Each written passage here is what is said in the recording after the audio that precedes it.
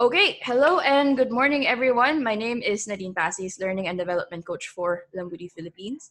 And I am joined today at this webinar slash roundtable with Mr. Andy Mañalac from Keller Williams, Manila Bay and Havitas Developments, as well as Mr. Gary Hablero of Remax Capital, and of course, Gary Hablero Team, where we will be discussing for the next 30 or so minutes how can brokers stay productive and keep going, especially during this very critical time of COVID-19.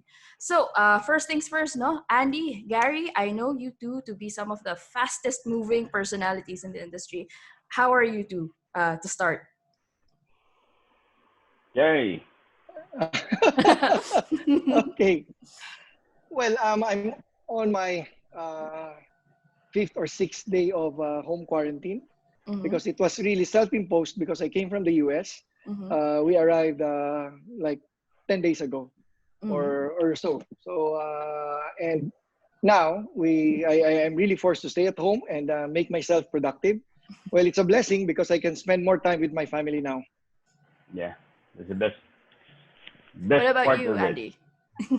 I've been in quarantine for almost 2 months because because I had the gig in Thailand, and it was a time that Thailand was the second highest incident after China. So when I came back, I had to quarantine myself and left for Malaysia.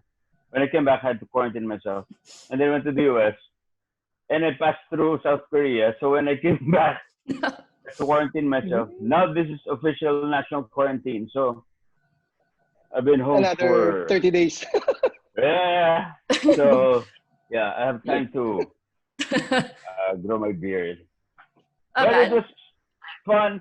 I think the thing here is that, and I think Gary would share the same sentiment that all these studies and courses that we've taken last month would really help for us to share some of the best practices that can be used by our brokers. Although nobody is prepared for this one.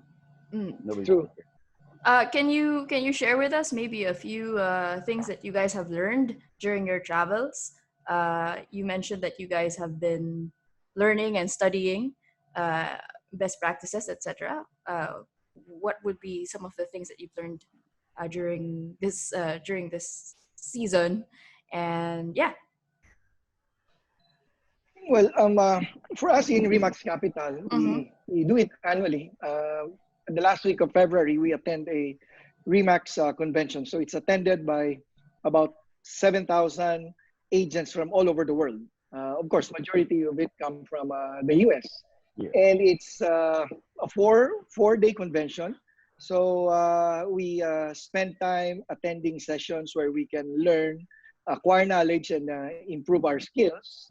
And we always look forward to attending that event because we are able to learn things, as Andy said, things that we can learn, best practices, especially in the US because it's really a matured market when it comes to real estate.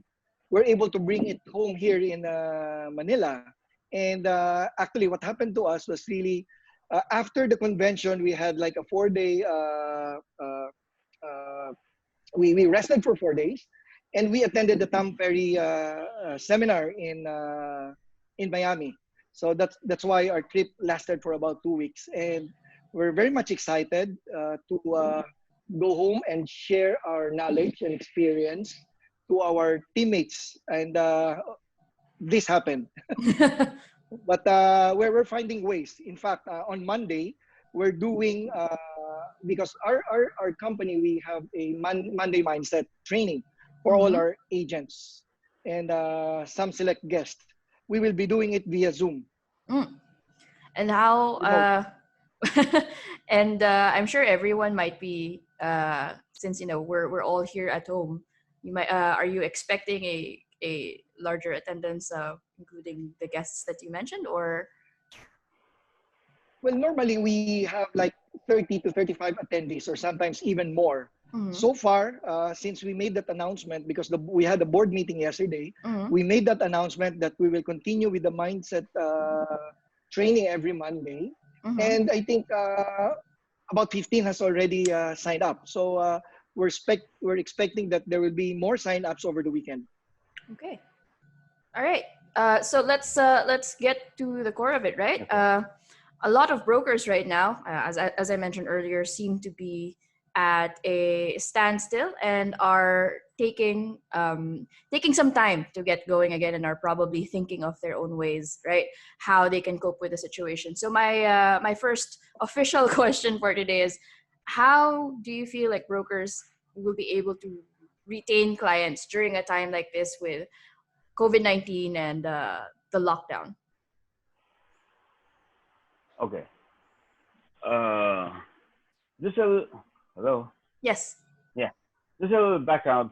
Uh, in 1989, we've been through this in 89, in 97, and then 2008. Where you see, I have this is a time when the market dips. No, this is when the clients really need you. Mm-hmm. Kumbaga sa insurance, the rest of a real insurance agent is not in the selling but in the claiming. Now, the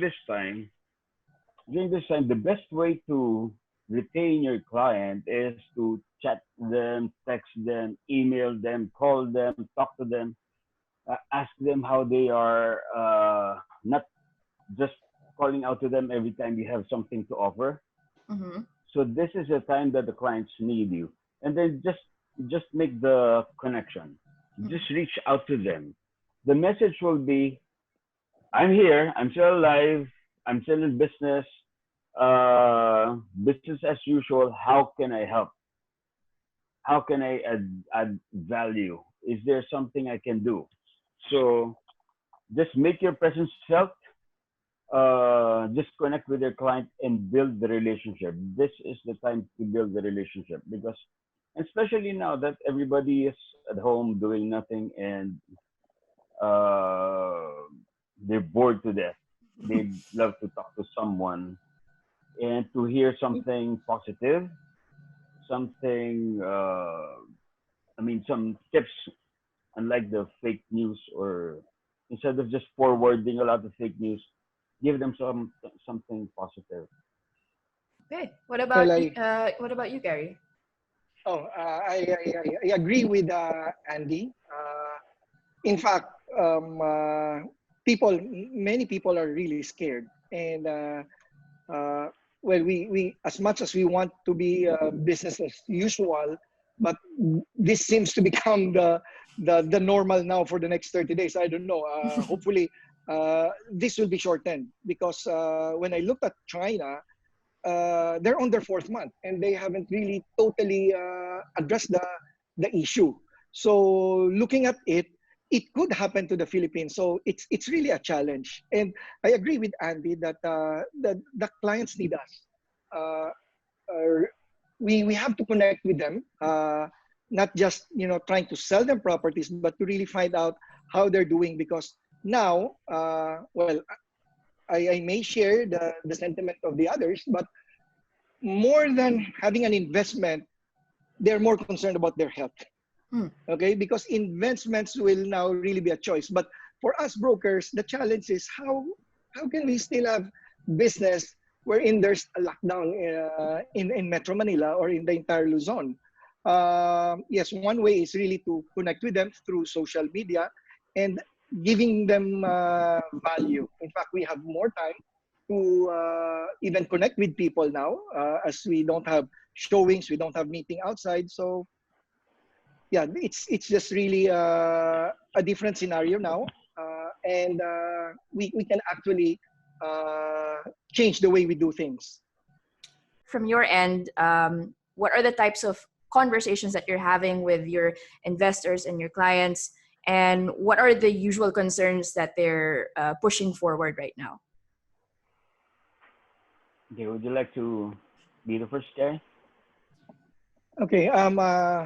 Well, I was able to communicate with some clients, and as I've mentioned earlier, they're more scared because there's no solution, there's no vaccine to this virus, and they're very cautious. I think at the top of their mind now is how to survive. That they will not get infected or they will not be able to infect other people. Because remember, this virus, it could be asymptomatic. You don't have any signs, but you could be a carrier. That's why a lockdown is really necessary to show that after 14 days, you're still okay. So clients, for me, I'm a bit sensitive. Although we send them some messages, we as much as possible we just really don't talk about business, but check on how they're doing.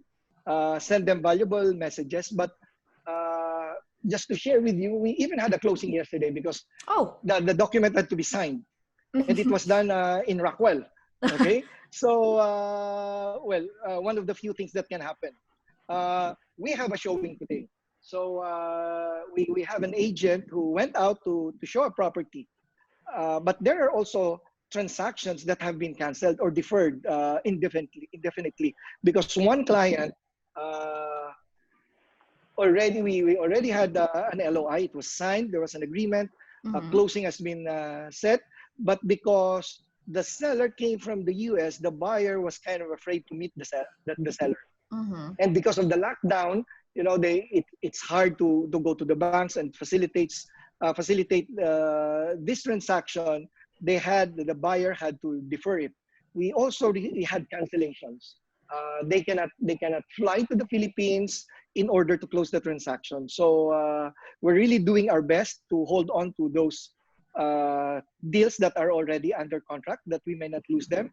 And as far as generating more business, what we are doing is really trying to get hold of our past clients, our circle of influence, trying to connect with them. And my team, actually, we're meeting every day through Zoom.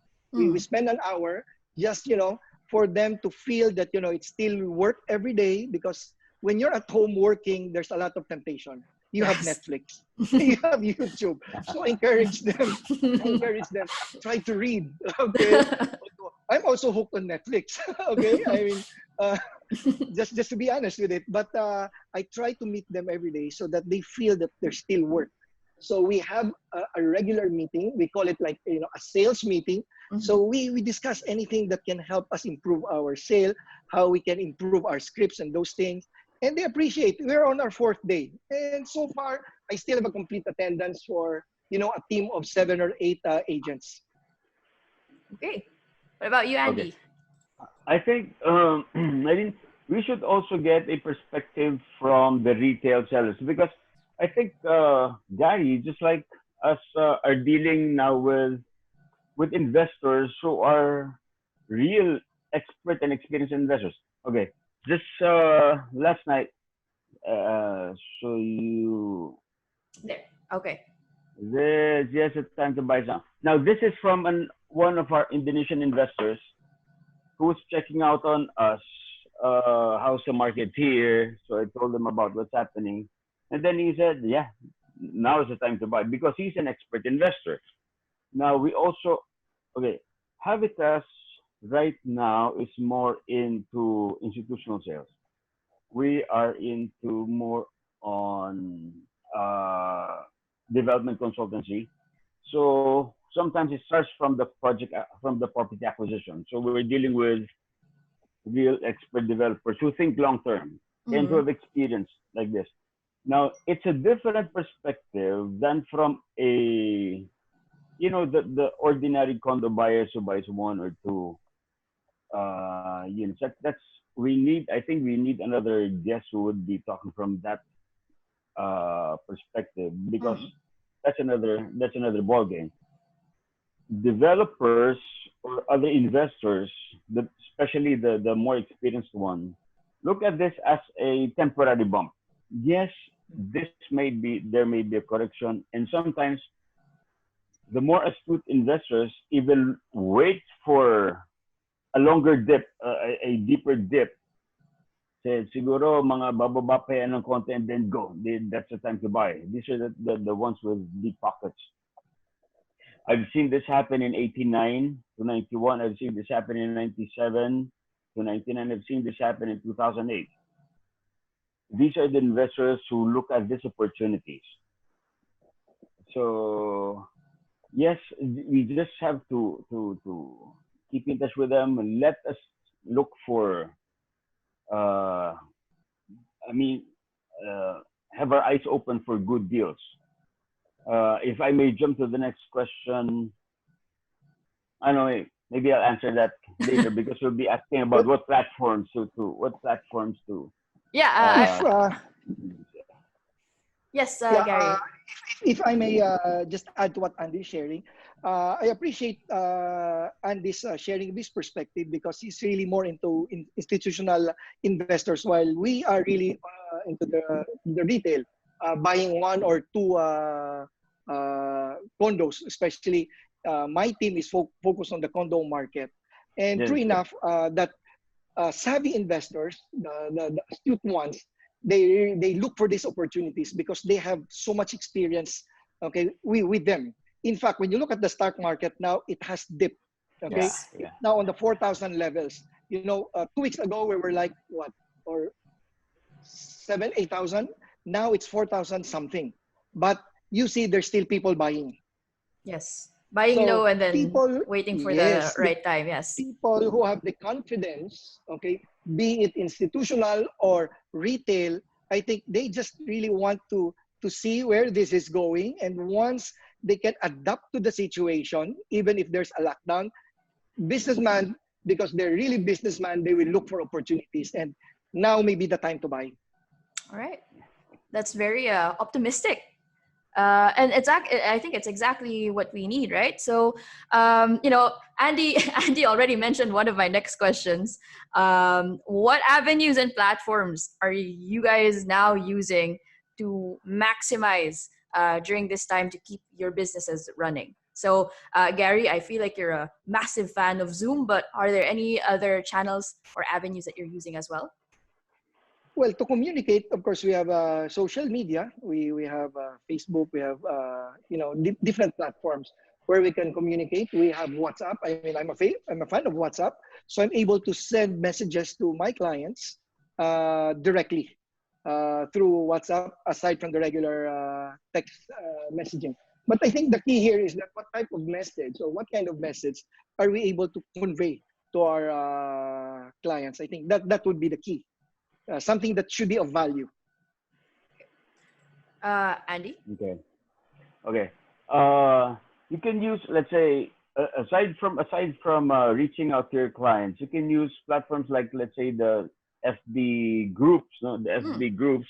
There are lots of them with hundreds of thousands of members. You can use Viber groups to just see and observe, see the list that goes on that comes up every day, watch the movement of properties.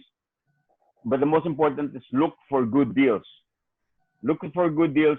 Take note of this because once these investors come in, they'll be looking for good deals. So take note of these good deals. Just watch them pass every day.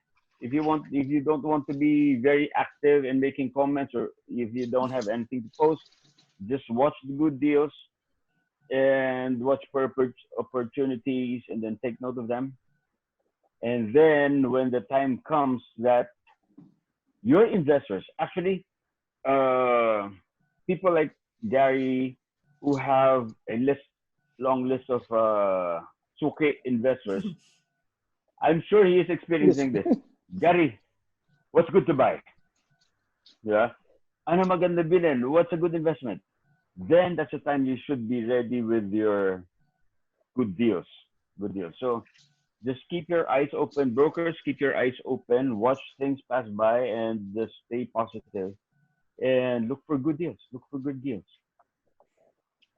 To reiterate Andy's question, Gary, ano magandang bilhin ngayon? What's good to buy today? What's good to buy? Okay. Well, it depends where you are in the market. Are you fond of Rolands? Are you fond of condos? Since I have been doing condos for the last 15 years, of course, I'm always partial to Rockwell. I mean, people know that I'm really Rockwell. focused on Rockwell properties, and that's really my bread and butter. So, by God's grace, we we we we there are no months that pass by that we don't have a transaction. So we have multiple transactions. My team, several of my the members of my team are focused also in Rockwell. That's why they're able to have a regular transaction. In fact, as I shared earlier, we even had a closing yesterday, and we had a showing today. So I think a property that is, I agree with Andy, that is a good buy, that is sold uh, below market levels or below the market value would be an interesting property. And sellers who are really motivated because the landscape has changed now. Okay, with revenues coming in slower than in the past, people might default on their loans, and if they don't have the holding power, okay, they might be compelled to sell and sell lower just to exit an investment. So in the condo market, it could be owners from Singapore, from Thailand, from Hong Kong, from Asia, everywhere. So it depends on the situation of the investor. So if an investor cannot hold for long, they will be forced to unload. And those are the properties, be it townhouse, house and lots, or condos. Those are good opportunities to buy for an investor who is experienced as well. Because an experienced investor, crisis or no crisis, they will have the confidence to buy. Right. Very interesting stuff. I think that's also valuable information, not just for brokers, no, but also for people who are for investors as well. And now for for you guys have massive experience when it comes. I mean, you guys mentioned, for example, Gary has a huge list of Suki clients, and Andy, I'm sure you as well. But what about and this might I might throw a curveball at you right now. What about for those who are young, like for example my age? If I was just starting as a broker or as an agent, how am I going to tap this potential that you guys are speaking about right now? Continue lead generating. Okay. Lead generation. Real estate is all about lead generation. Mm-hmm. So now, when you lead generate, it depends on what you're selling. So you target your lead generation. I think both Remax and Keller Williams train their agents that their priority is generating leads. Generating leads should be your bread and butter. That's what you do every day. Now, if I'm a beginner, I'm a newbie in this business, then my concern would be to generate leads. Now, see, Dad has been in the business for 15 years. I've been in the business for 31 More. years. so, so That's why that's I'm why I learning put from you. that's That's why why I I'm put the learning from name you, Andy. that's why I put the name Balbasco. Anyway, uh, but then you see it hasn't been very easy for us. We spent a lot of time, effort, and was just networking. But the new generation, but during that time, remember, we didn't have the technology. Yeah. But this time, the kids, I call them kids, who are more tech savvy, and there are all these platforms which they can use to generate leads. They can use this. They can use this, especially at this time. Ngayon, wala nag-flyer sa mall. So, That's true. so wala nag-flyer sa mall. So, but then you have, uh, flyering is, okay, it should be part of the experience, but that should not form part of your whole experience as a real estate agent. Para lang ma-feel mo, but then you have technology now, so use this one. Now, there are a lot of platforms, as we have discussed earlier, which you can use to generate leads every day. But then again, the most powerful leads come to you through referrals. Mm. So how will somebody give you referrals? Referral is the most dangerous thing that a person can do. That's the reason why very few people give referrals. A lot of people may tell you, when you ask for referrals, especially the bago, no? Ma'am, nasa real estate ako, baka pwede niyo akong bigyan ng referral. Oh, sige, sige. But then nothing happens. Mm-hmm. Why? Because giving referral is very, very sensitive. If It's I a have a trust very, issue. very, yes, if I have a very good friend or relative or client, how will I refer it to you if I don't really trust you? Mm-hmm. Di ba? I don't really trust your capability, your authority. Mm-hmm. True. So that's the reason why not a lot of people get referrals. But since you have established your authority in the business, siguro your name, your credibility, then sometimes even without asking for it, you'll be bombarded with referrals left and right. And your problem would actually be on how to handle them. This is when you need your agents to service some of your clients, to delegate some of the jobs, because otherwise you cannot really handle it. I don't think, Gary, do you still do showings? Do you still have time to Um, do showings? well, for the last 2 to 3 years, by God's grace, I limited my showings. We have a different strategy in our team now. You see, so Uh, he's limiting his showings already because of the sheer number of it. He cannot handle it anymore. You have to delegate it. Somebody will be showing, somebody will be getting the listing, somebody will be doing the the documentation. True. That's a very good problem, you see, and that's how you do business. That's how a real broker should operate. Operate it as a business. All right. So I guess we can now move to the last question.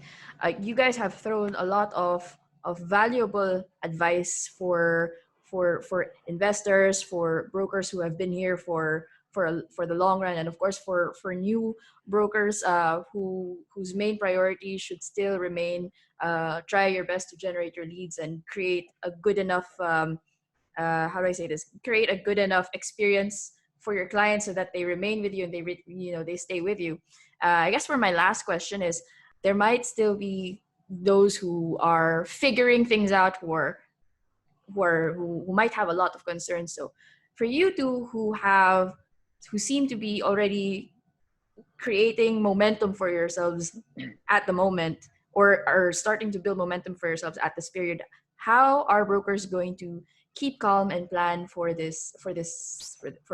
period like this?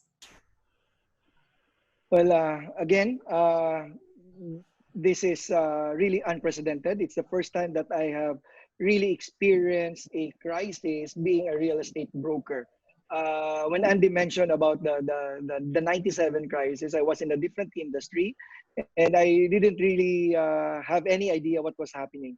So thank you for sharing your experience there, Andy. But I'm learning from other brokers that it's bad. No, it's I don't want to be sound. I don't want to sound negative, but in fact, even when in the midst of problem, there will always be opportunities, and that I believe. So for brokers, we have or agents, we have very much limited mobility. We, we we are just really limited to the confines of our home. But praise God that there's technology. With technology, there's so much we can do. We can still connect with our clients.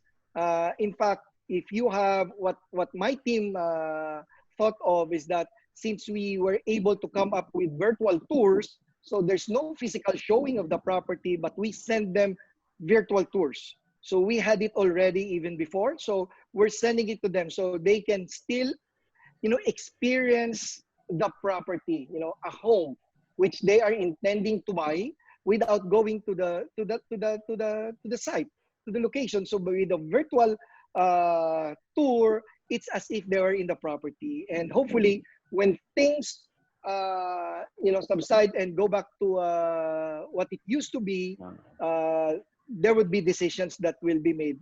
In the meantime, we're even thinking of how we should be able to make those, signing of documents, make those payments, because I think there'll be ways. As we are able to adapt to this situation, I'm sure there will be bright minds who could think, who would be able to think of solutions on how to get around our current situation. So my advice really for brokers is not to panic, but rather think, okay, on how you can go ahead with your business. And since there will be a lot of time with you now, you have so much time. Use the time wisely by educating yourself and honing your skills. Right. Andy? Yeah. I think the answer, my, I'll throw back the answer to them. How do you uh, keep calm during traffic? Which is something we're dealing with every day. If you see a long line of traffic in EDSA, what do you do? What do you do? Do you honk your horn? Do you rev up your gas? Do you shout? Do you shout at the person in front of you to go faster? You can't do anything. But what you can do is how to maximize that time in the car. You can call your clients.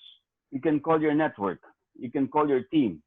You can actually even do your Zoom in the car. You can have your meetings in the car, or you can do you can use YouTube. You can use audiobooks. Sometimes, minsan pa after traffic, by the time I get to the parking lot, sometimes bitin pa dahil nandun ka sa patapos ka ng audiobook mo, and you even stay in the car for a few more minutes because bitin. You see, so you use your downtime. So in short, walang downtime. Make the most of every time to improve your skills, and that is how you get ahead of the other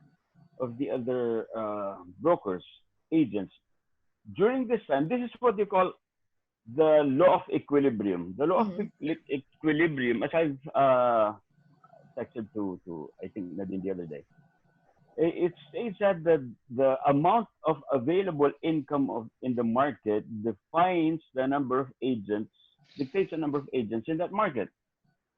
Ngayon, for the past 5 years, maraming pera. There's a lot of available income in the market. But right now, once the available income Yips. declines, then the number of agents will decline also.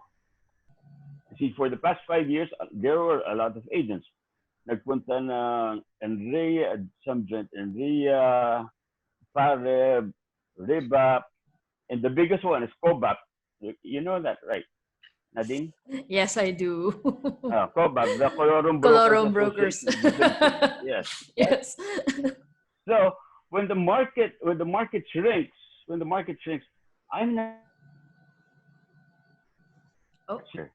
The ones who will disappear are those who are still sticking it out with the traditional method.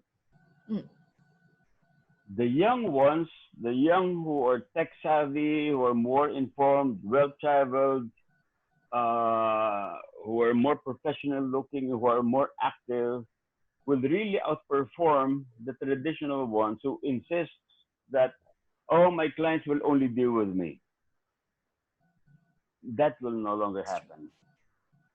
The information, the buyers now will be empowered. Whoever gives them the information first, facts, information, fast. The ones who give it to them, they'll deal with them. So we have no choice. All right. Just stay calm, think, and sharpen the saw. Sharpen the saw always. Okay, that is very valuable advice. Gary, Andy, thank you so much for your time. We really appreciate Thank you also. that you were game to have this type of conversation online, and I'm sure anyone who's watching this will find a lot of value with this with everything that you've shared with us. So with that being said, thank you very much for attending our webinar slash roundtable, and we will be trying to make this an entire series. So if there are any brokers who feel like they have also valuable advice that they can share with us, please feel free to let our teams know. We will be sharing We will be sharing all the details with the descriptions anywhere there soon. And yeah, thank you so much, guys. Thank you. And Thank God you. bless. God bless to both of you. Stay safe. Stay productive. Gary, congratulations. Gary's top Remax agent in the world. Wow. Thank you for the kind words. But I'm really learning a lot from you, Andy. Thank you. Thank you for Thanks. what you're Thank doing in the you. industry. Thank you. Stay safe. Okay. God Stay bless us safe. all.